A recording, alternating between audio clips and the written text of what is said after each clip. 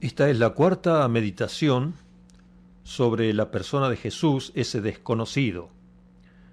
Nosotros vimos anteriormente al Jesús humano, el Jesús de carne y huesos que nació en Belén. Veremos ahora al Jesús divino. Y para esto vamos a centrar nuestra meditación en el Evangelio de Juan. Este Evangelio de Juan es completamente distinto a los tres evangelios anteriores. Juan no tiene genealogía ni nacimiento del niño en el pesebre.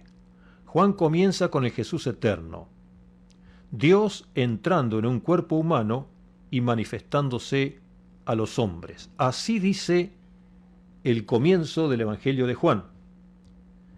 En el principio era el Verbo, y el Verbo era con Dios, y el Verbo era Dios. Este era en el principio con Dios. Todas las cosas por Él fueron hechas, y sin Él nada de lo que ha sido hecho fue hecho. En Él estaba la vida, y la vida era la luz de los hombres. La luz en las tinieblas resplandece, y las tinieblas no prevalecieron contra ella. Aquí Juan no nos muestra, como dije recién, un niño que nace, sino una palabra, la palabra que estuvo siempre antes que todo fuese creado. Y por esa palabra creó todo lo creado. Echó a rodar el mundo por esa palabra. Dijo Dios y luego fue, nos dice allá al principio en el Génesis. Este Jesús, el versículo 4, nos muestra que es la vida misma. Dice, y la vida era la luz de los hombres, que resplandece en las tinieblas. Tenemos que notar acá tres cosas. La palabra, o sea, el verbo, la vida y la luz. Son tres cosas que no tienen forma, no las podemos definir, pero de allí nació todo lo que se ve, todo lo material, todo lo creado, vino de lo que no se veía, como también dice en Hebreos. También en la primera carta de Juan, al comienzo, nos da detalles de este Jesús divino, y así dice San Juan en su primera carta, comienza de esta manera: lo que era desde el principio, lo que hemos oído, lo que hemos visto con nuestros ojos, lo que hemos contemplado y palparon nuestras manos tocante al verbo de vida. Porque la vida fue manifestada y la hemos visto y testificamos y os anunciamos la vida eterna, la cual estaba con el Padre y se nos manifestó. En realidad Juan es muy profundo. Está diciendo aquí cosas muy profundas y muy difícil de decir y muy difícil de entender para nosotros de este lado. Por eso dice, palpamos la vida se nos manifestó. Esto es una percepción espiritual que uno debe tener, porque de otra manera no se puede entender si no es por la fe y por tratar de entender lo abstracto, ¿no? Este Jesús es todo eso. Todo eso es Jesús. Luego va a decir, volviendo al Evangelio, en el capítulo 1 siempre de Juan, versos 9 y 10, va a decir, aquella luz verdadera que alumbra a todo hombre venía a este mundo. En el mundo estaba, y el mundo fue por él hecho, pero el mundo no le conoció. Es tremendo esto. El mundo fue hecho por él, pero luego cuando vino, dice, el mundo no le conoció. Si Jesús humano es desconocido, este Jesús divino es mucho más desconocido. Aquí lo expresa, el mundo no le conoció. Luego continúa diciendo San Juan en el versículo 11 hasta el 14, a lo suyo vino y los suyos no le recibieron, mas a todos los que le recibieron, a los que creen en su nombre, les dio potestad, les dio derecho, quiere decir, de ser hechos hijos de Dios, los cuales no son engendrados de carne, ni de voluntad de carne, ni de voluntad de varón, sino de Dios. Y aquel Verbo fue hecho carne y habitó entre nosotros, y vimos su gloria, gloria como del unigénito del Padre, lleno de gracia y de verdad. Qué tremendo, ¿no?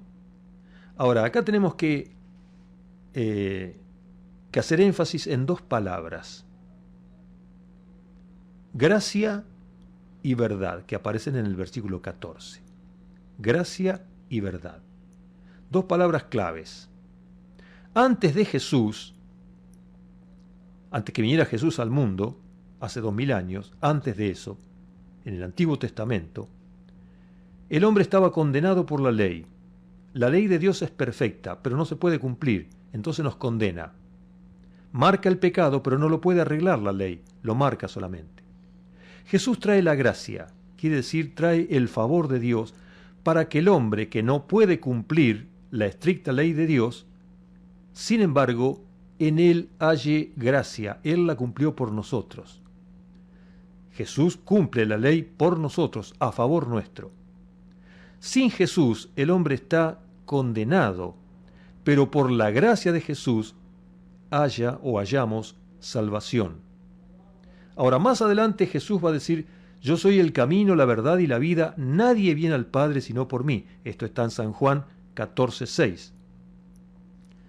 Y esto nos da a entender que la vida cristiana es un caminar en la verdad que conduce a la vida.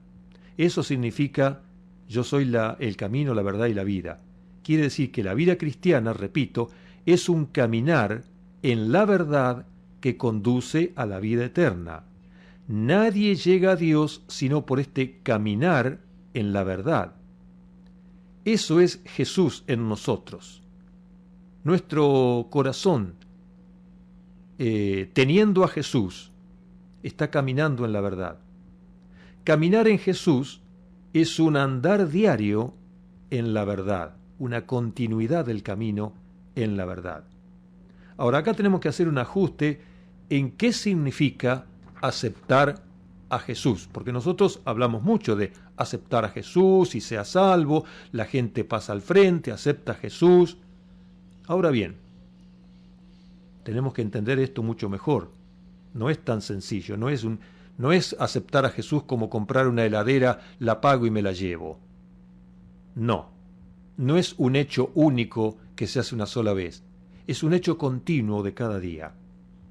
Vamos de nuevo, San Juan 1:12 y ponemos a la par San Juan 14:6. Repetimos: mas a todos los que le recibieron, los que creen en su nombre, les dio potestad de ser hechos hijos de Dios. Y el otro texto dice: yo soy el camino y la verdad y la vida. Nadie viene al Padre sino por mí.